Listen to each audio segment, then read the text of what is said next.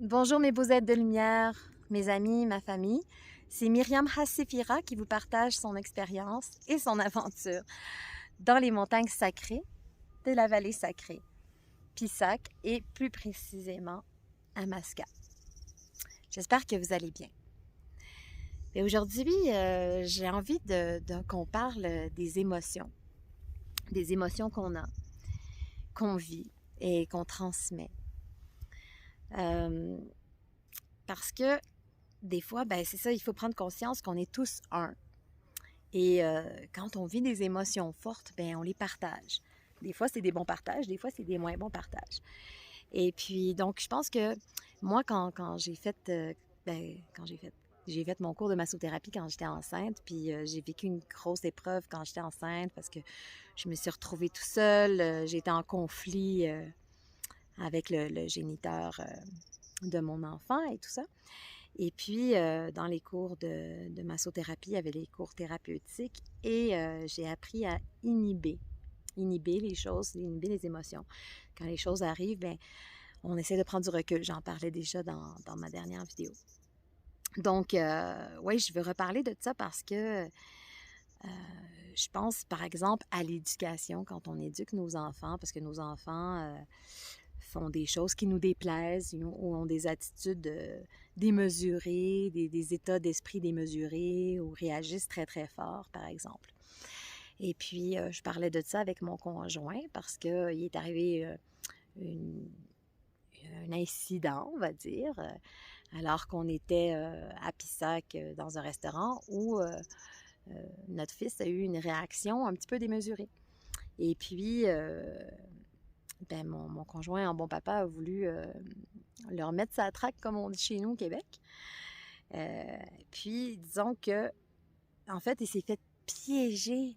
Il s'est fait piéger parce que, dans le fond, c'est tout ça, c'est des pièges. Hein. La vie nous apporte plein d'épreuves, justement, pour nous tester, pour voir si on prend conscience de ce qu'on fait, puis de comment on vit les choses. Alors, donc, dans le fond, la réaction démesurée de notre enfant, ben, a créé une réaction démesurée chez mon conjoint. Et puis, que sur le coup, il trouvait que c'était bien correct, là, parce que dans le fond, il faut qu'il fasse sa job de père, hein, puis faut qu'il l'éduque, puis il faut qu'il dise ce qui va, puis qu'est-ce qui va pas. Mais c'est pas de faire l'éducation qui est le problème, c'est comment qu'on le fait. Dans quel état d'esprit on le fait. Et puis, donc moi, on a eu une discussion ensemble après, plus tard, puis on a discuté de ça avec l'enseignement, bien sûr, de Michael Omram Ivanov, qui est toujours présent dans nos vies, et de voir que, bon, c'est pas le message, c'est comment le message est transmis, et qu'il faut prendre du recul.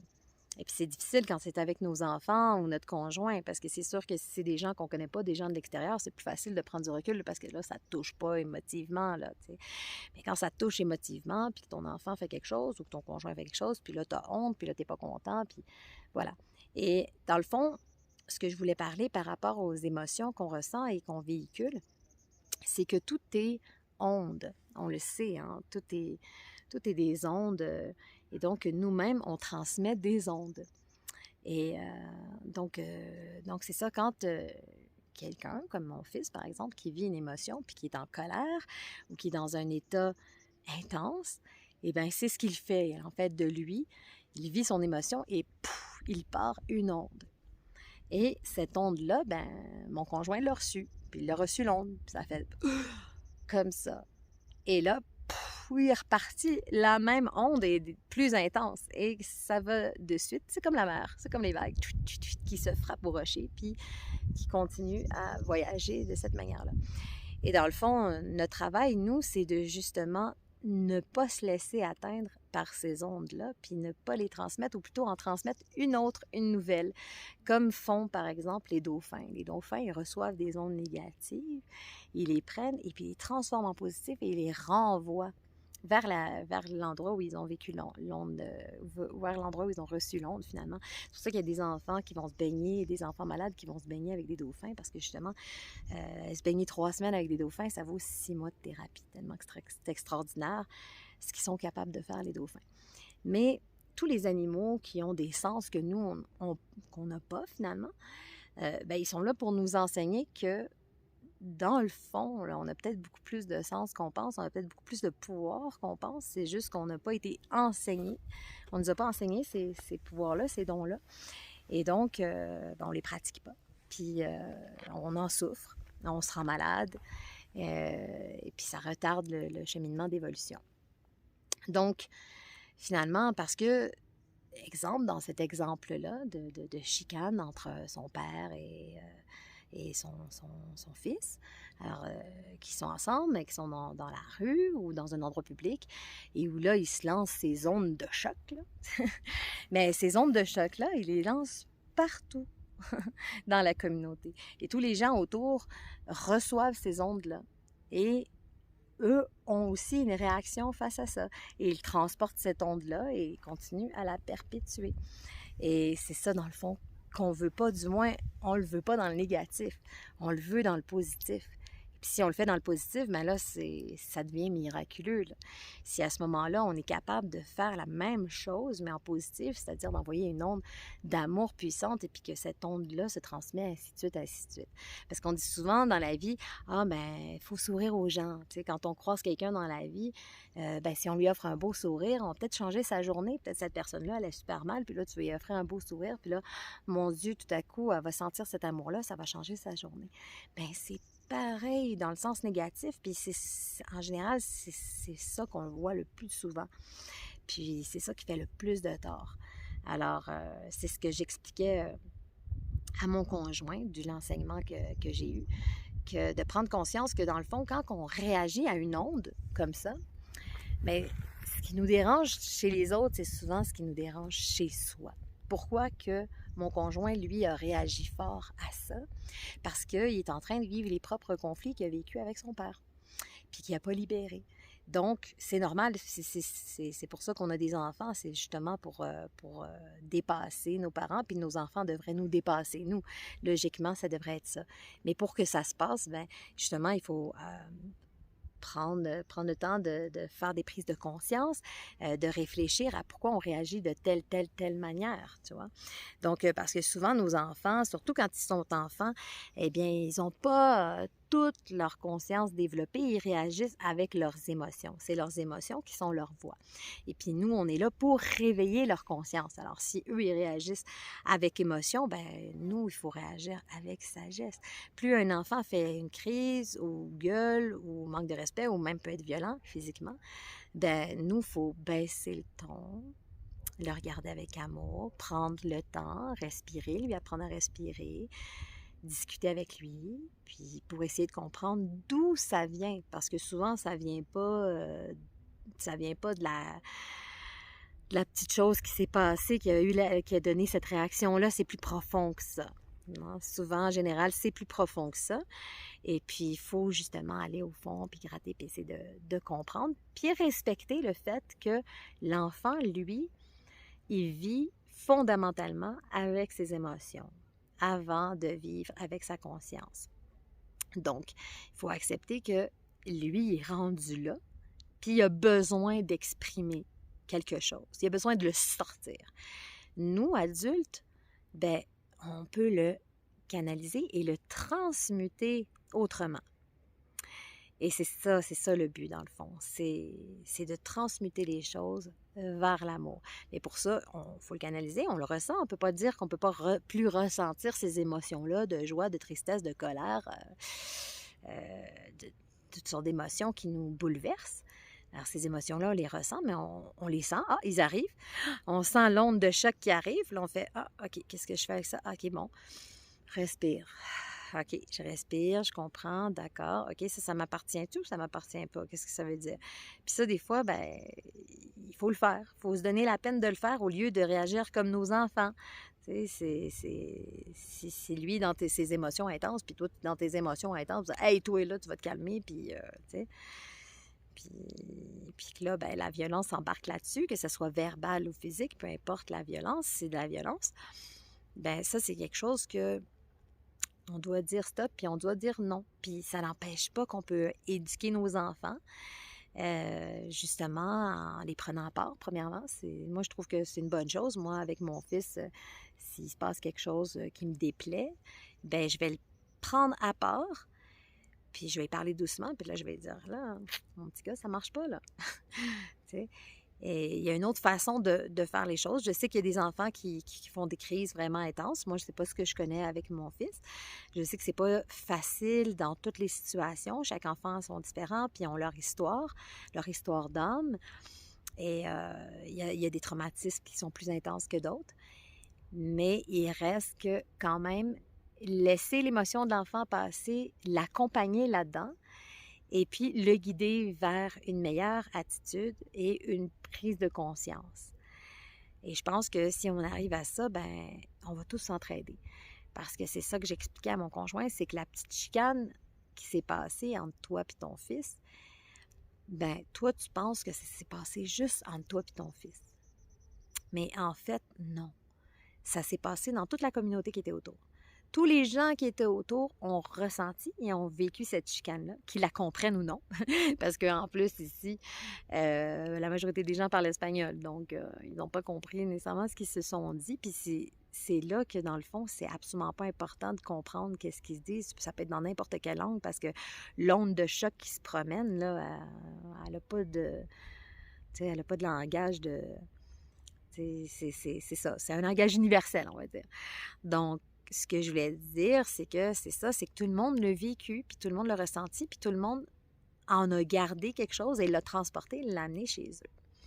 À différents niveaux, dépendant si ça te correspond ou pas, si ça a un lien avec toi ou pas. Donc, voilà. Et donc, mon conjoint, grâce à cette expérience-là, il a eu une prise de conscience. Il a pris conscience que tout ça, c'était des blessures de son passé qu'il n'avait pas réglées. Puis, c'est merveilleux parce que chaque expérience qu'on vit est là pour nous enseigner puis nous permettre de nous faire grandir. Mais il faut les voir que ça que ça sert, puis en prendre conscience, puis faire le cheminement. Parce que quand tu fais le cheminement, ben c'est extraordinaire, tu ne vis plus les choses de la même manière. Puis plus tu prends conscience de choses, plus tu as l'impression que les épreuves arrivent, mais c'est pas qu'il y ait plus d'épreuves parce que tu prends conscience des choses, c'est juste que tu les vois, là. Tu dis, ah, OK, ça c'est une épreuve. OK, ça c'est un message. OK. Puis c'est de casser les vieilles habitudes, les vieux schémas qu'on traîne depuis des années, qu'on traîne depuis des vies, qu'on traîne de génération en génération. On fait les mêmes choses, on reproduit ce qu'on a appris par nos parents et tout ça. Puis c'est instinctif, là, tu sais, même si tu t'es dit, hey, moi, là, je ferai pas ce que mes parents ont fait, là, moi, non, mon père, il était violent, mon père, il a fait ci, ma mère, elle me criait toujours dessus, ou peu importe l'histoire de chacun, puis là, je parle pas de moi personnellement, là, juste en passant, mais c'est ça, donc, peu importe ce qu'ont fait nos parents, souvent, on se dit, moi, je ferai jamais ces choses-là. Puis finalement, les enfants, ben, nous font sortir la plus belle version de nous-mêmes et la pire version de nous-mêmes, bien sûr, parce que c'est tous des anges qui sont là pour nous aider à évoluer, à transmuter. Et puis, donc, c'est grâce à eux que, là, on fait face à nous-mêmes, là. D'accord. Puis là, on se dit, ouais, OK, qu'est-ce que je fais avec ça? Puis des fois, c'est difficile parce que, tu sais, on a les enfants qu'on a besoin d'avoir, hein? Ça, c'est sûr. Donc, comme on a les épreuves qu'on a besoin d'avoir, comme on a les cadeaux qu'on mérite d'avoir, bien, on a les enfants qu'on a besoin puis qu'on mérite d'avoir. Puis ces enfants-là, ben ils nous donnent notre monnaie, tu sais, ils nous donnent notre change, là, puis c'est grâce à eux. C'est grâce à eux qu'on peut devenir de meilleures personnes, plus conscientes. Donc, c'est ça. Alors, c'est une petite expérience qu'on a vécue en famille.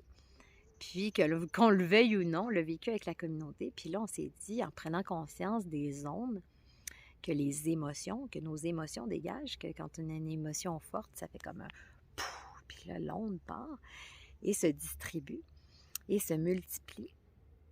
Bien, c'est de prendre conscience que, mon Dieu, si on utilise justement ces ondes-là dans l'amour, dans la lumière, dans le partage, dans la paix, puis qu'on envoie ça régulièrement aux gens qui nous entourent, qu'on les connaisse ou qu'on les connaisse pas, qu'on les aime ou qu'on les aime pas, ça n'a absolument pas d'importance.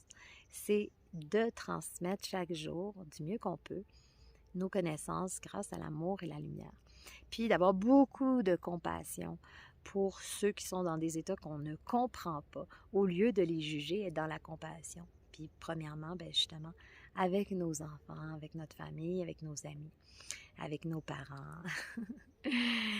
Voilà, et là je parle en connaissance de cause, parce que vraiment, moi aussi, comme tout le monde, je vis des épreuves avec ma famille, et c'est plus facile de rejeter et de juger plutôt que d'être dans la compassion, dans l'acceptation. Et puis, c'est ça, moi je pense que j'ai décidé de faire ça, c'est quand c'est trop lourd, finalement, c'est de remettre ça au ciel, c'est de remettre ça au Seigneur, puis de demander de l'aide. Comme je disais encore dans mon ancienne vidéo, de ne pas être gêné de demander de l'aide. Alors là, dans ce cas-ci, c'est mon conjoint qui avait besoin d'aide, puis j'étais là pour l'aider. Et puis ça a changé la dynamique depuis cette expérience-là avec son fils et aussi avec moi, parce que moi aussi j'avais une réaction intérieure de voir ça, que ce soit la réaction de mon enfant, que ce soit la réaction de mon conjoint. Et puis ces réactions-là qu'on a, qu'on les exprime ou qu'on les exprime pas, dépendant de notre personnalité, il reste que ça a un impact. Et cet impact-là, il doit être positif. Même si l'épreuve est négative, sur le coup, elle a l'air négative, elle sert au bien, comme le mal sert au bien dans la vie. Que ce soit n'importe quoi, il faut savoir que le mal sert au bien. Alors, il faut toujours aller chercher qu'est-ce que je peux en tirer de bon de cette expérience. Et le fait de faire cela, eh bien, ça nous rend plus heureux, ça nous libère et ça fait qu'on peut s'élever plus facilement. Pour changer de sujet, hier, c'était mon anniversaire. Et puis, souvent, on a une idée préconçue de comment on veut que son anniversaire se passe et tout ça.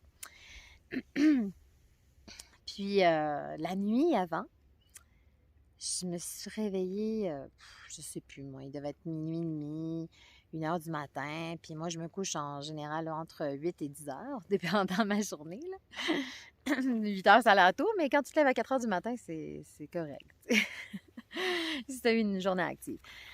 Et puis là, je me suis réveillée, c'est ça, vers minuit, 1h. Premièrement pour un chien, parce qu'on a un petit bébé chien qui a des besoins. Et puis bon. Donc, et je me suis pas rendormie. Et j'étais pas fatiguée, mais vraiment pas fatiguée. Alors, j'ai fait du ménage, puis là, je me disais, bon, je vais faire du ménage 2 heures et je vais me recoucher après. Puis non, j'ai fait du ménage jusqu'au lever du soleil. Et rien à faire, pas capable de dormir, vraiment beaucoup d'énergie. Et là, je me suis dit, on se bat pas avec ça, parce que souvent, il y a des gens qui ont des problèmes d'insomnie. Je connais des amis qui me témoignent, qui font de l'insomnie et tout ça. Et puis, moi, le conseil que je vous donne, puis que je leur donne à eux, c'est que si vous ne dormez pas pendant la nuit, là, essayez pas de dormir.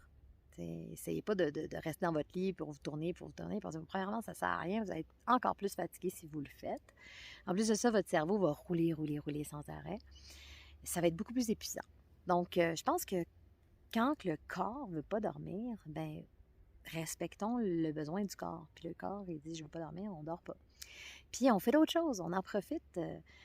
Qui dit qu'on est supposé de dormir 8 heures? Qui dit qu'on est supposé de dormir la nuit? Bon, je ne veux pas dire que c'est bien d'être réveillé la nuit puis de dormir le jour. Moi, je suis une personne de jour. Hein. Je me lève à 4h30 du matin. Je suis une personne de lever de soleil et tout ça, c'est sûr.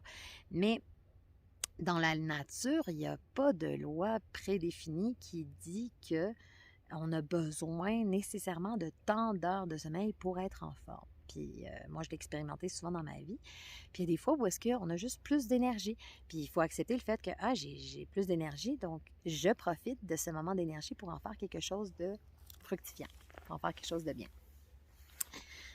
Donc, de faire le ménage, c'est toujours bien. Puis quand il n'y a personne, quand tout le monde dort, personne ne te dérange, c'est bien. Puis souvent, en faisant le ménage, dans sa maison, ben, ça nous permet de faire le ménage à l'intérieur de soi. Je pense que tout le monde a entendu ça, que, tu sais, quand tu vis dans un environnement qui est propre, ben, tu vois mieux dans ta tête, là. Donc j'ai fait le ménage toute la nuit. Après, je me suis dit, le matin, je me suis dit, oh, je vais essayer de faire une petite sieste. Puis finalement, ben non, c'était mon anniversaire. Fait que je recevais plein d'appels dès 8 heures le matin, même 7 heures le matin. Parce que ma mère a dit, mais je t'appelle à 8 heures. Ouais, mais c'est parce qu'on a 1 heure de décalage et puis chez nous, c'est 7 heures. Mais c'est correct. Et puis, donc, c'est ça, finalement, tant qu'à pas dormir, je me suis dit, bon, ben, je vais aller au village pour acheter des choses, pour préparer ma fête, parce que je vais faire une petite fête chez moi dimanche. Puis, je me promenais, puis j'étais vraiment un zombie. Parce que j'étais réveillée, hein, je dormais pas, mais j'étais réveillée comme quelqu'un qui n'avait pas dormi de la nuit, hein. Et là, j'ai pris conscience que c'était correct que je passe ma journée comme ça, comme un zombie, dans le fond. Parce que quand on a notre anniversaire, c'est comme si on revit notre naissance, hein. Puis avant notre naissance, ben, il y a eu la mort. Il y a la mort spirituelle. Il y a la mort de notre être de lumière qui s'incarne sur Terre pour être dans un corps physique. Puis ça, c'est pas évident d'être dans un corps physique quand on est un être de lumière, tu sais. C'est restreint. Il y a moins de place, hein. Il faut s'adapter à ce nouvel environnement. Puis c'est ce que j'ai senti. J'ai senti que, ben, de toute façon, dans le dernier mois, il y a plein d'affaires qui sont passées. Puis surtout les derniers jours avant mon anniversaire, c'était vraiment incroyable, là. On dirait que je faisais tout pour me blesser, tu sais. D'ailleurs, vous voyez, là, je me suis coupé un bout de doigt. J'ai mis ma main dans le toaster alors qu'il venait de faire des toasts, tu sais, pour le déplacer, pour nettoyer autour, tu sais. Bizarre, là. Plein de choses comme ça, là. Tu sais, je me suis brûlée. En tout cas, bref. J'étais vraiment dangereuse pour moi-même, là.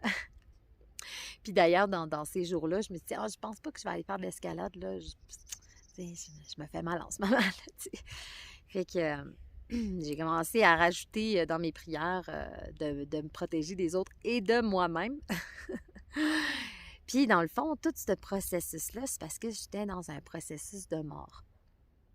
Donc, et que même mon corps me disait, là, c'est ça, t'es en train de mourir, t'es en train de te faire mal, il y a quelque chose qui se passe, là, tu sais, quelque chose qu'il faut que tu laisses partir.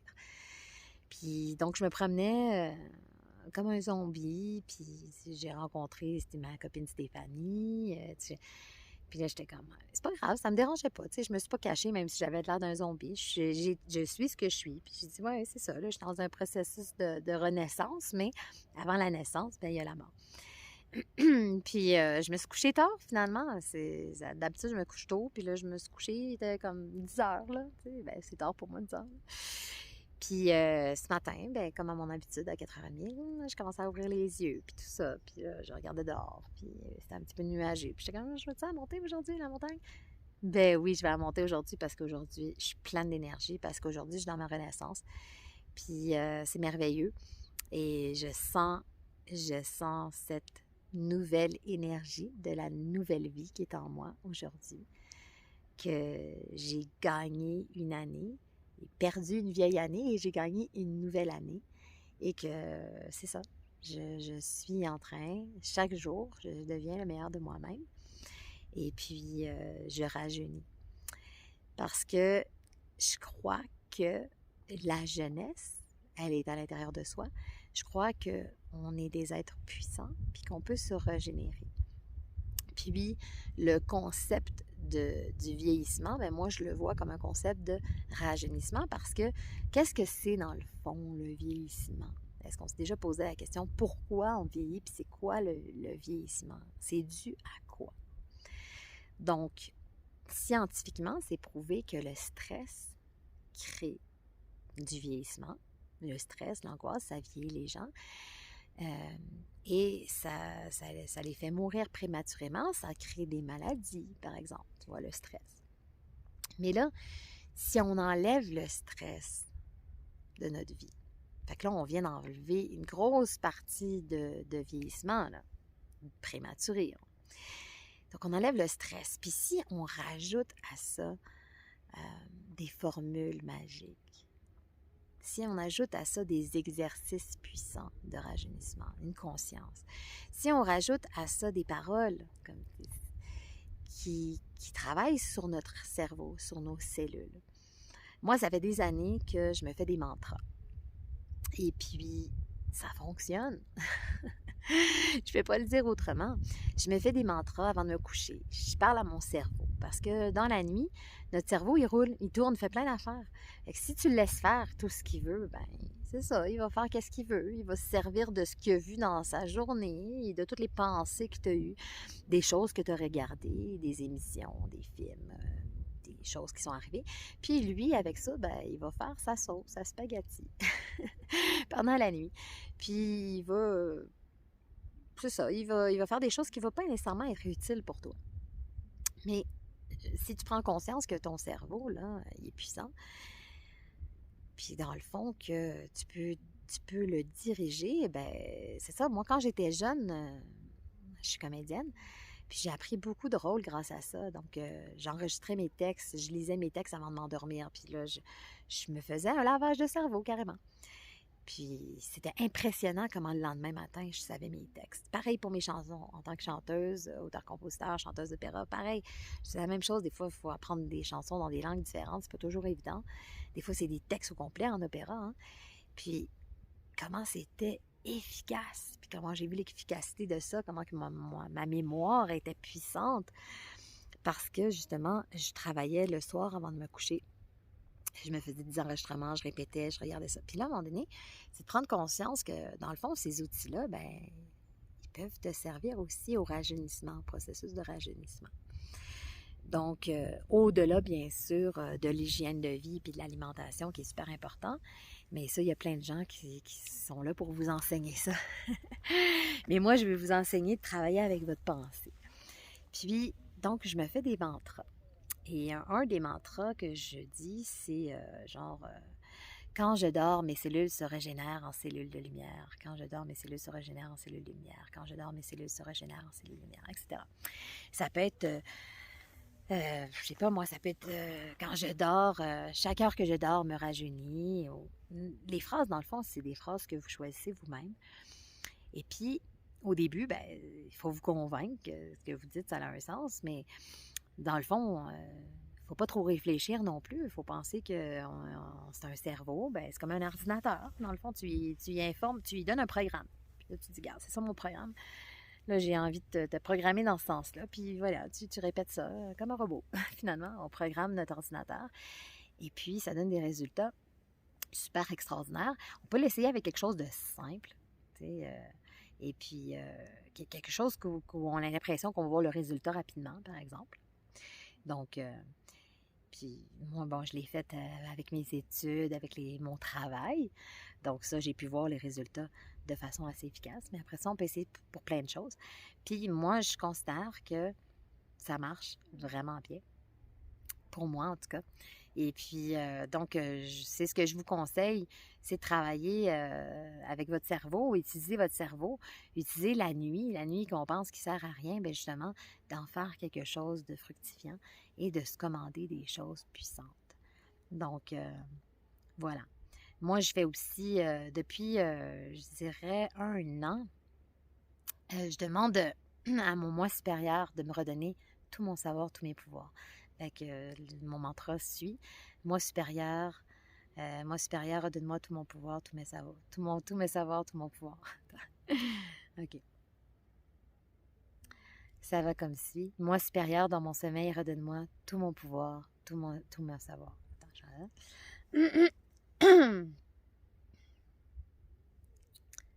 donc, ça va comme suit. Moi supérieur, dans mon sommeil, redonne-moi tout mon savoir, tous mes pouvoirs. Moi supérieur, dans mon sommeil, redonne-moi tout mon savoir, tous mes pouvoirs. Moi supérieur, dans mon sommeil, redonne-moi tout mon savoir, tous mes pouvoirs. Voilà, c'est un exemple de petit mantra que je fais avec mon moi supérieur. Et mon fils, quand il s'endort, on fait la prière et on finit avec ce petit mantra-là. Parce que, dans le fond, si on croit justement à notre ange gardien, notre guide, notre moi supérieur, si on croit justement qu'on est tous des dieux, eh bien, on doit demander d'avoir accès à sa connaissance, parce qu'il n'y a rien qui nous rend plus puissants que d'avoir le savoir puis la connaissance. Et puis quand on a le savoir, la connaissance, on retrouve nos pouvoirs. Puis quand on retrouve nos pouvoirs, on devient des êtres libres. Quand on devient des êtres libres, ben, on devient la meilleure version de nous-mêmes. Donc voilà. Donc c'est ce que je pratique et c'est ce que je vous encourage à pratiquer. Faites votre propre sauce spaghetti. Laissez pas votre cerveau décider de quelle sauce spaghetti qu'il va faire pendant la nuit. Là, non, c'est avant de s'endormir, c'est là qu'on programme la journée du lendemain. Voilà. Avant de s'endormir, on programme la nuit, puis on programme la journée du lendemain. On programme les nouvelles cellules. C'est nous qui décidons de nous régénérer. C'est nous qui décidons de combien de temps qu'on va vivre sur cette planète-là. C'est nous qui décidons de combien de temps qu'on va avoir l'air jeune, de combien de temps qu'on va avoir l'air d'avoir 30 ans. Pas avoir l'air d'avoir 30 ans longtemps, là. Hein, je vous le dis, là.